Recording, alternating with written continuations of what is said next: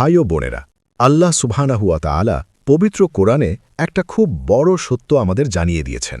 মানুষ বড় হয় না টাকা দিয়ে, না নাম দিয়ে, না ক্ষমতা দিয়ে। মানুষ বড় হয় আল্লাহর কাছে দুইটা জিনিস দিয়ে, তা হল ঈমান ও সৎ আমল। পবিত্র কোরআনে আল্লাহ সুবহানাহু ওয়া তাআলা ইরশাদ করেন, إن الذين آمنوا وعملوا الصالحات أولئك هم خير البرية جزاؤهم عند ربهم جنات عدن تجري من تحتها الأنهار خالدين فيها أبدا رضي الله عنهم ورضوا عنه ذلك لمن خشي ربه।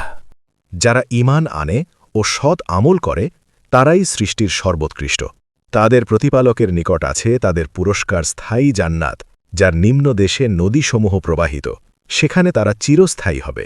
আল্লাহ তাদের প্রতি সন্তুষ্ট হয়েছেন এবং তারাও তার ওপর সন্তুষ্ট। এটা তার জন্য যে তার প্রতিপালককে ভয় করে। সূরা আল বাইয়িনা আয়াত ৭ ও ৮।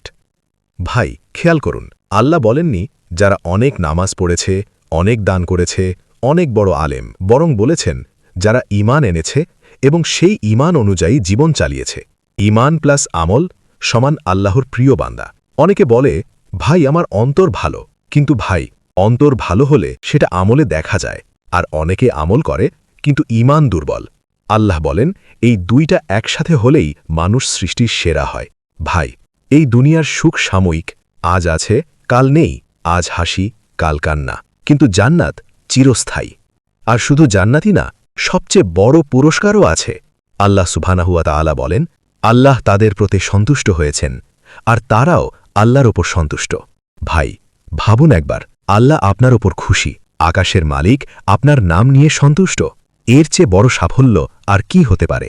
এই দুনিয়াতে মানুষ খুশি হলে আজ খুশি কাল রাগ, কিন্তু আল্লাহ একবার খুশি হলে চিরদিনের জন্য।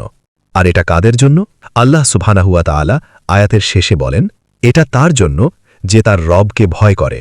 ভাই, আল্লাহ ভীতি মানে সারাক্ষণ ভয় পাওয়া না, পাহাড়ে চলে যাওয়া না, বরং গুনাহের সামনে থেমে যাওয়া, হারাম আসলে চোখ নামানো, নামাজ বাদ দিতে মন চাইলে নিজেকে আটকানো।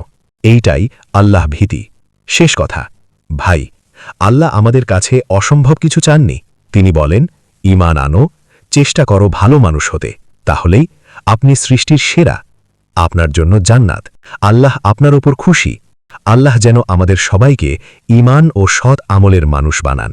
আমিন।